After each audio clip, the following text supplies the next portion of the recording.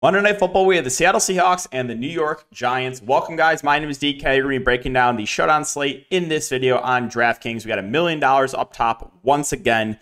If you guys are looking for more content for DFS or for player prop stuff, you can check out my Patreon link down below.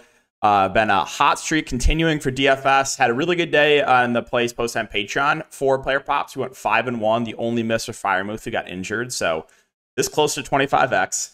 Sadly, the YouTube plays did not go as well. Just had some weird games, got hooked a couple times and a couple blowouts. I don't really regret any of those plays, but yeah, let's recap everything from Sunday. So this was my main slate lineup. Yes, I played a relatively chalky lineup in tournaments. Sue me, I know, but I thought I was, and I debated Browns D versus Texans D up until lock, and this is like the one time I played the chalk defense, kicking myself for that. I also think I could have won a lot more. I should have won a lot more money.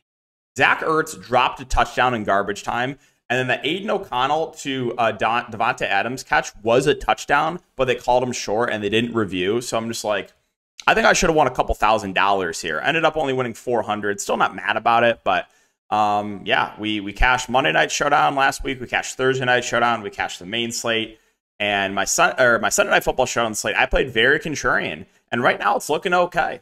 Absolutely, no one wanted Zach Wilson, and I talk about this all the time for DFS. You have to avoid groupthink, right? What was everything we saw on Twitter? Zach Wilson's awful. He's the worst quarterback in the league, right? You can't play Zach Wilson.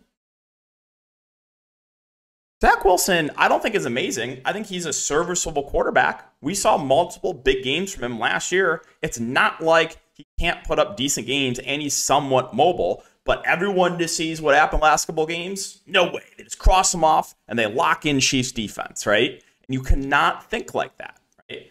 Zach Wilson, 18% ownership that might be the lowest ownership I've ever seen in a quarterback.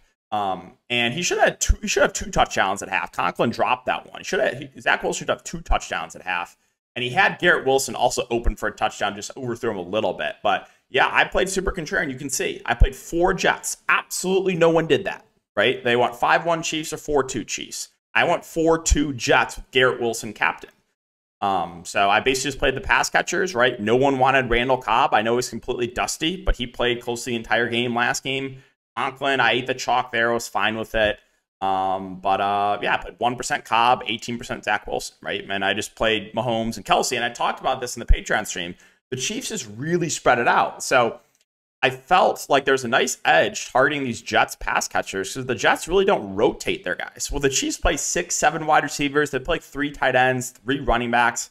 Yes, I'm a little bit tilted about the Pacheco fish, right? 3 running backs have played, and breaks a long one and also has a couple catches. I'm a little bit upset about that, but right now, bordering on the cash line right now, we'll see how it goes in the second half. But I say, just avoid groupthink, right? It's like, what did everyone say? You cannot play Zach Wilson. It's impossible, right? Well, it's an ownership versus chances of success game. If Zach Wilson was 50% owned, nah, I wouldn't like him. Now, he is projected for 35% ownership. I told everyone in the channel, like, there's no way. He's going to be much lower owned than that, and the Chiefs defense by the fish is going to be much more popular. That's what happened. Chiefs defense 50% owned, Zach Wilson 18% owned.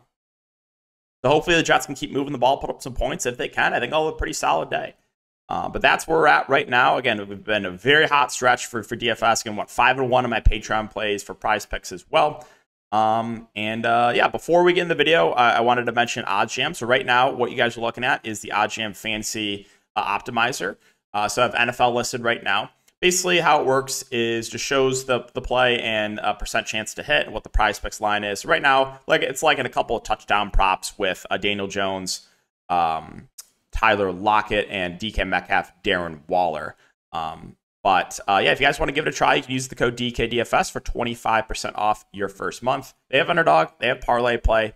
So everything you can think of, they have. And let's check out the sportsbook screen. Let's go see what the odds are for the Monday night game, Seahawks and Giants. All right, so let's go to the spread.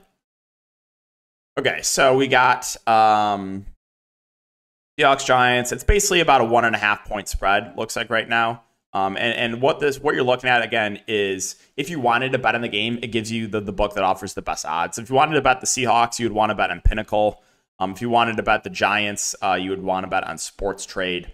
And then taking a look at the total points or the over-under for this game, it is about 47. So projected to be relatively high-scoring game.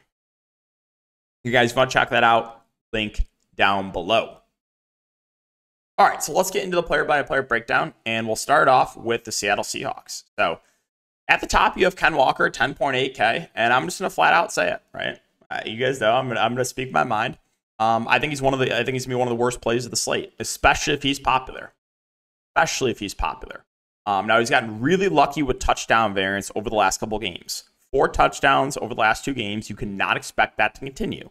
And if you take a look at the snaps have slowly been increasing for the rookie, Zach Charbonnet. So last week, for the Seahawks, you had Ken Walker play 38 snaps. Charbonnet played 32. It was almost a 50-50 split. So 10.8K for Ken Walker. Right now in a timeshare, I'm going to full fade. So I think he's a really bad play. If he falls into the end zone for the slappies, again, you'll just see me tilting on Twitter. It's just as simple as that. So no, I will not be chasing Ken Walker. Again, I think he's a really bad play, especially if he gets ownership, and I think he will be, because people are just going to look at the box scores. They're going to see 30 fantasy points here, 18 fantasy. He's averaging 25 fantasy points a game. We can't fade him, right? I will be fading. I can tell you that. All right, quarterback Geno Smith, 10K. No real strong take here. Quarterbacks are always safe options. I like the ceiling more with Daniel Jones than the opposite side. I think you could argue Geno may be a little bit safer. But, like, again, I like the ceiling a little bit more Jones because he's more mobile. 2 receivers with DK Metcalf and Tyler Lockett. I mean, I seem to always get these guys wrong. It's like whenever I play one, it's always the other one. I feel like that happens like 90% of the time. They both look pretty similar. They're both going to play basically the entire game. DK has been dealing with a bit of an injury, but it looks like he'll be good to go. Yeah, they're totally fine options. I know if I play one of these guys, it's going to be the other one. You know, it's just like that's just always how it goes. So both receivers have a ceiling. Both should play majority of the game. Yeah, they both look good. JSN, 5K, kind of quiet start to the year. He's averaging about 4 or 5 targets a game, playing out of the slot. 5K, reasonable price point. He should play about half the game. Played 33 of the 75 snaps last game. Ran 25 routes. Feels like okay. Myers, 4-6. I'm never going to have any super strong takes in the kickers. Myers is a pretty good kicker, though. Won 5 for 5 last week, so looks decent. The Seahawks defense at 4-4. Reasonable. Again, kind of comes down to ownership. Now, the Seahawks will utilize 3 tight ends a lot. We'll keep an eye on the status of Font and Disley. Disley missed last game, but he has been practicing limited fashion. And I know if Font played last game, he's listed as questionable, but I think he'll be good to go. Now, last week with no Will Disley, they ran basically 2 tight ends. Brady Russell, whatever that is, played 5 snaps. But you had Parkinson played 53 snaps. Noah Font played 47.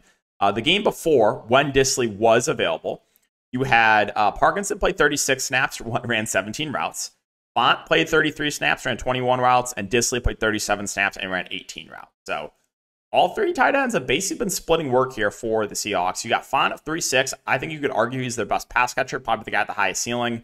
So he's fine. But like these cheap tight ends, I think are reasonable too. Parkinson more, known as a blocker, but I mean he's averaging like 3 targets a game over the last 3 games, over the first 3 games.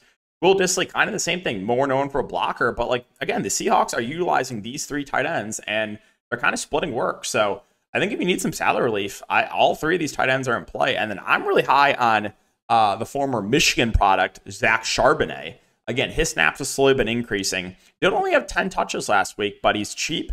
And if he's going to play about half the game at this price point, he's running a fair amount of routes too. If you take a look at the routes last week for Charbonnet, he ran 16 routes. Ken Walker only ran 12 routes. So I do like Charbonnet quite a bit. I think he's the much better play than Ken Walker. So I cannot wait for Ken Walker, the Ken Walker fish, to fall into the end zone a couple times. Other than that, for the Seahawks, DJ Dallas probably played a few snaps. He played 10 snaps last week, ran 4 routes. He's $200. Sure, you can consider him.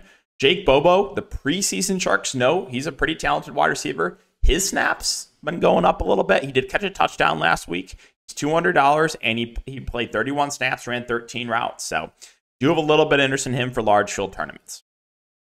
Let's move on to the New York Giants. So Barkley, doubtful. Would be very surprised if he plays. Still dealing with that high ankle sprain. Daniel Jones, 9.6. I like him quite a bit here. like I said, the rushing upside, he only had 5 yards in the ground last game. I think a bit of an outlier performance there.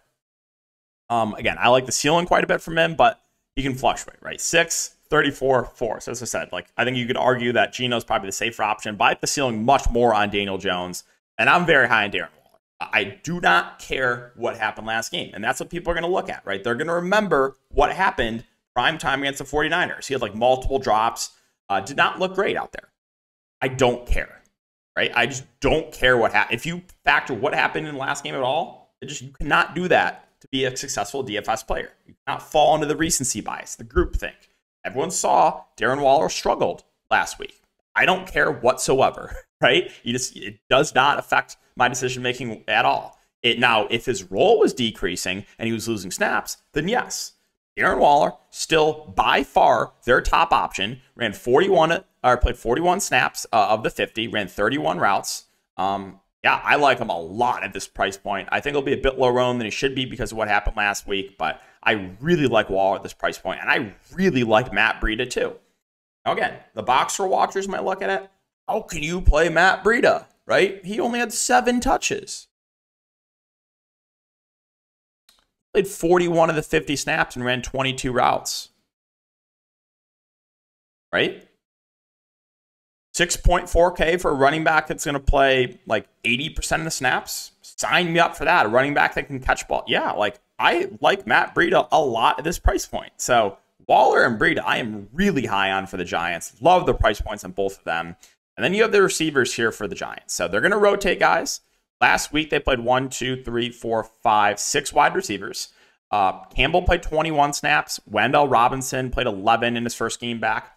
Isaiah Hodgins played 33. Slayton played the most. He played 42. And Jalen Hyatt played 16. So of the top-end wide receivers, Slayton probably is the safest. He's averaging, about 5 targets a game, playing the most snaps.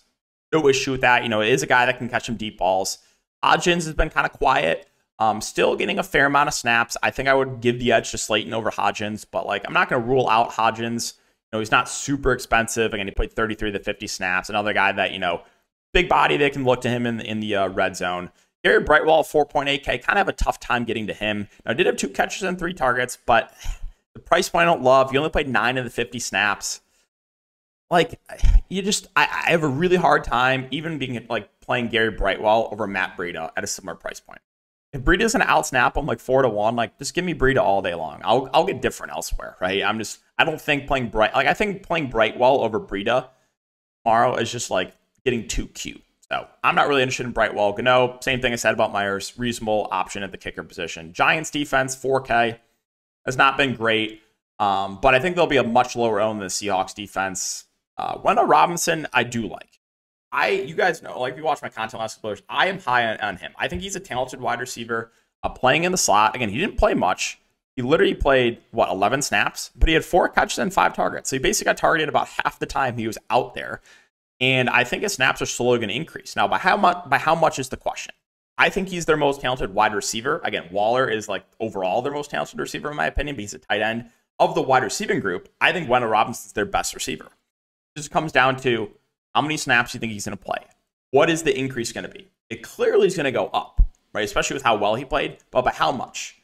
If you think he plays half the game, I'm pushing my chips all in, and I love Robinson.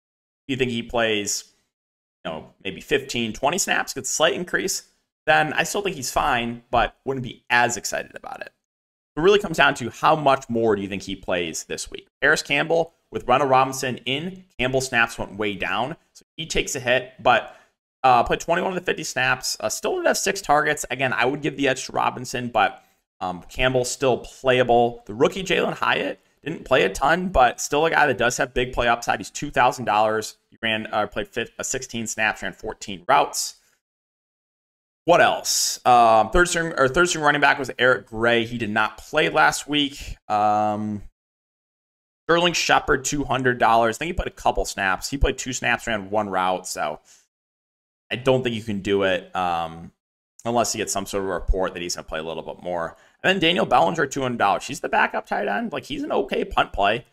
Played 30 snaps of the 50, ran 10 routes. I think he's reasonable as a complete punt.